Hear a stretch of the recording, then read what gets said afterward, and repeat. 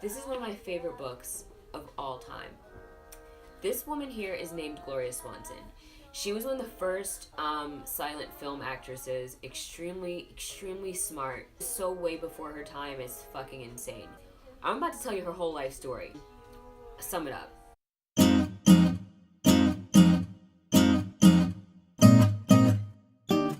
So she was a silent film actress, avid yoga person. She loved yoga. Was a vegan vegetarian, and she was like around during the early 20s. She was around the time of like Garbo and Lillian Gish. Same era as Lillian Gish. So there was a silent film actress, and she just had this incredible like story.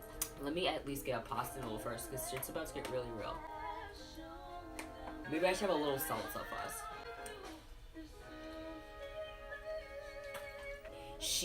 I think she lost a child.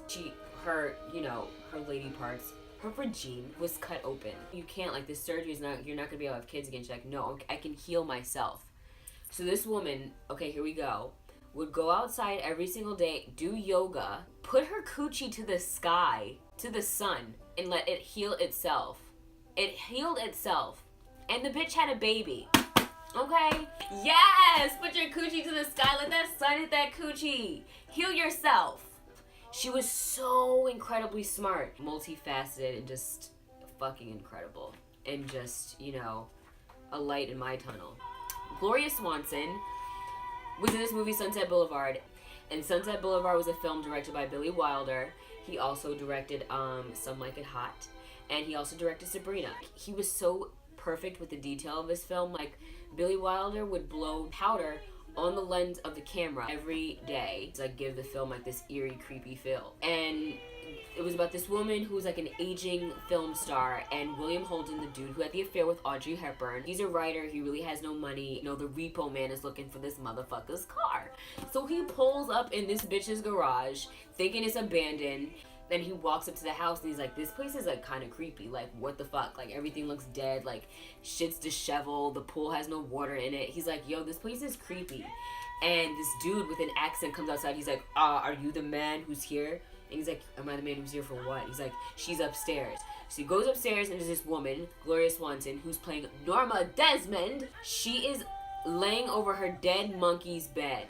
Okay, her monkey has died. William Holden's like, oh my god, who is this woman? Where am I right now? It's a dead fucking monkey in her bed. And he's talking to her, he realizes that she's this famous actress. He's like, well, I thought you used to be big in pictures. And she says, I am big, it's the pictures that got small. So she finds out that he's a writer and like barters him and pretty much says, okay, well, I'll give you some money to pay for your hot fucking car that's in my garage if you ghostwrite this story for me, because I've been writing this film. It's the second coming of what's her name with all the skirts, Salome, that's what she called her, but Salome, whatever you may call it, the dance of the seven veils. She wrote her own story that she wanted to make her big comeback movie, but now the bitch is like 90 years old and no one wants to see her dancing. That's what he was thinking, but he was like, you know what, this bitch got money, you gonna pay me? Okay, great. So he winds up I don't want to tell you the story because you should see this movie. You just go and watch the movie yourselves because the shit is worth it. So I told you she was big in silent films. So she did this movie called, oh my god, I forget the name of the movie, but there was this movie she was shooting with this man called Siskel and Ebert, who is also in the movie Sunset Boulevard. She's very young when she does this film. And there's a scene where this woman is dressed, first of all, they would have these beautiful gowns back then, like made by some of the best tailors in the world. Incredible. Edith Head, Givenchy, when Givenchy first started, Yves Saint Laurent, like incredible pieces of art these women would get to wear.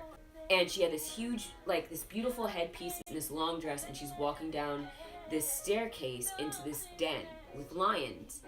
And you find out there was no CGI back then, okay? Into a lion's den where there's a real lion on the ground waiting for her to walk to it. She walks into the den, she lays down, the lion puts its fucking paws on her fucking back, and he lays there, and they shoot this scene. And let me tell you, Siskel and Ebert don't want to do that. This crazy bitch, who I love, she wanted to recreate this picture called The Lion's Bride, or something like that.